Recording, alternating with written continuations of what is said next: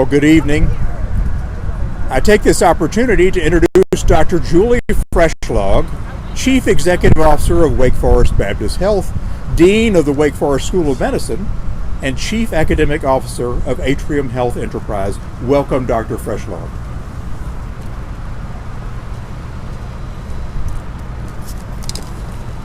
So here we are, back at the Moravian Star Lighting at our Winston-Salem campus.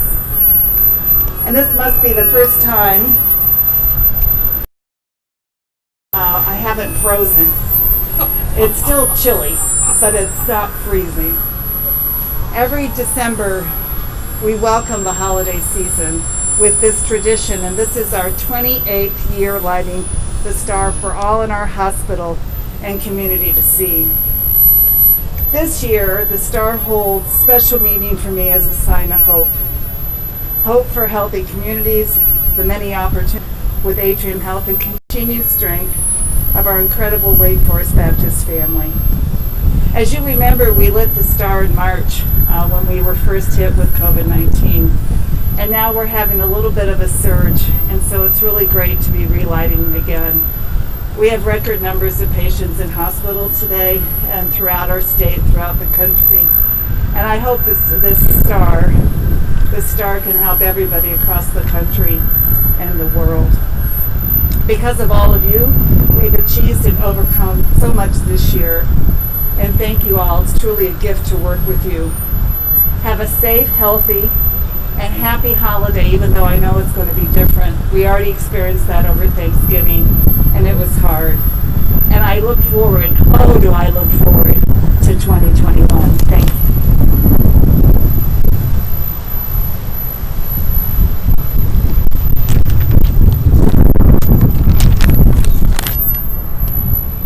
Please join me for our invocation. Many of us will remember that in the time of COVID-19, we relit our Moravian star this past spring.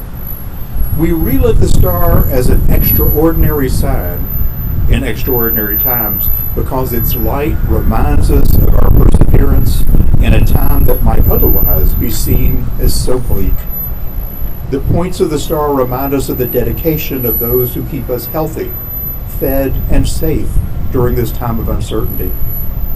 In what might seem like irony, the star on the top of our hospital needed to be turned off so that we could appreciate it being relit tonight. This is not irony. These actions reflect the dedication and rededication of many colleagues here at Wake Forest Baptist Health. As we seek to comfort those discomfort and marginalized, we now enter sacred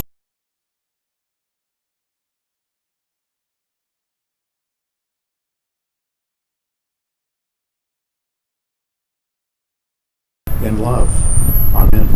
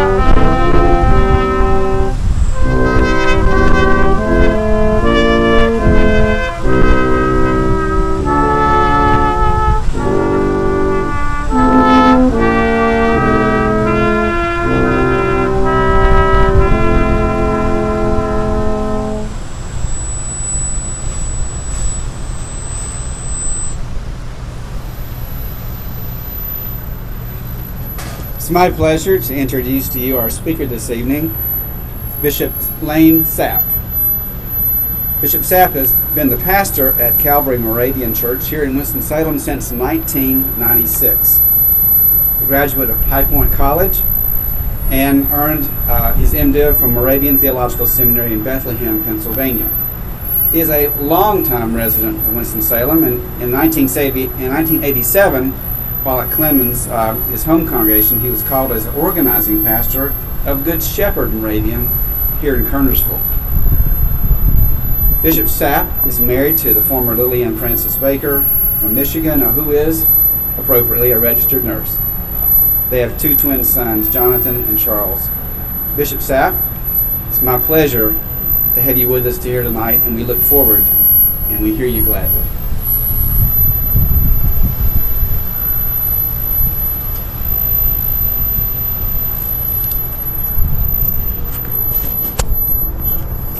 The late Reverend Bernie Michael, who was a Moravian pastor who lived in another city founded by Moravians, Bethlehem, Pennsylvania, which is known as the Christmas City, told a very poignant story of how a Moravian star once led him to find the joy of Christmas.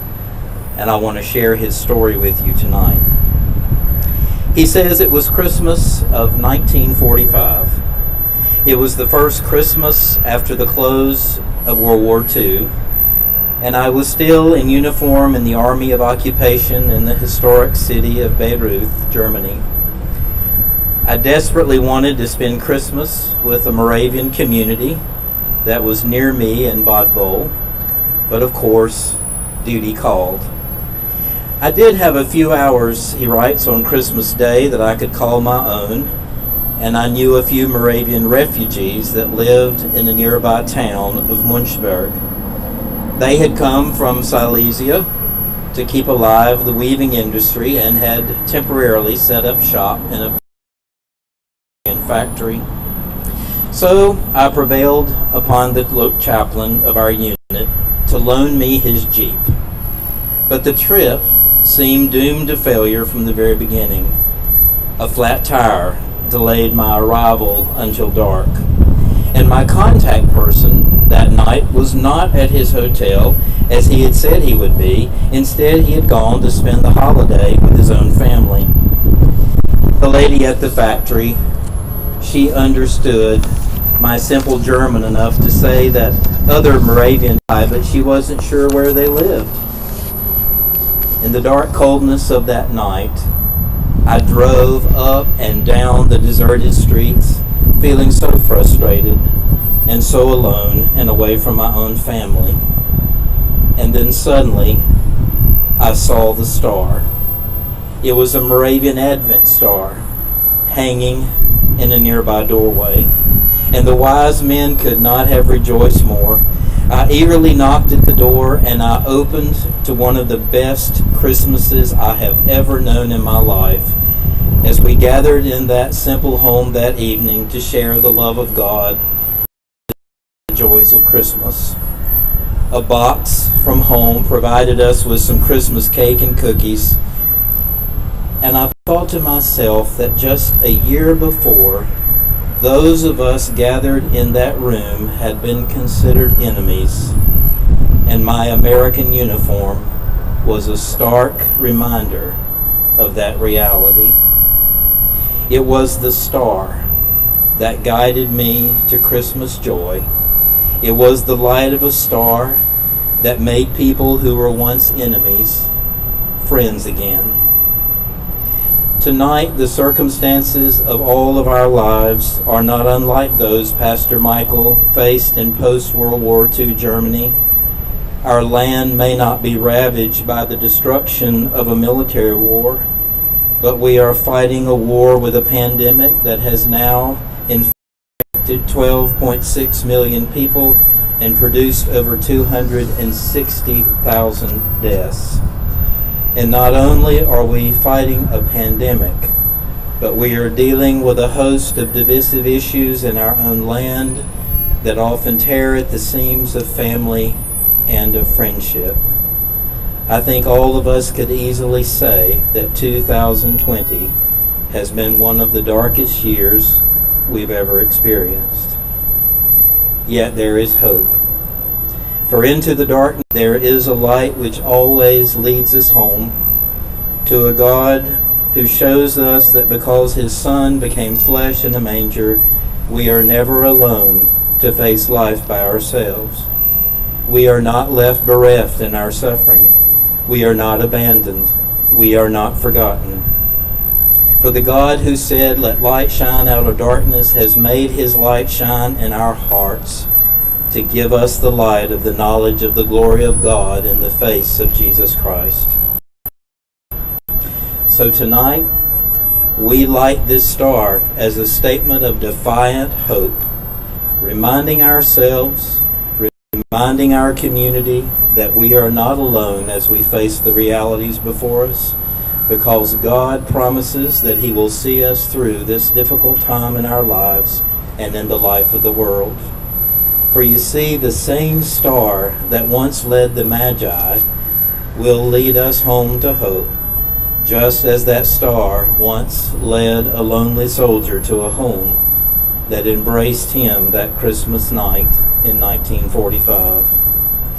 So as the gospel writer John reminds us, it that shines in the darkness, and the darkness has not overcome it.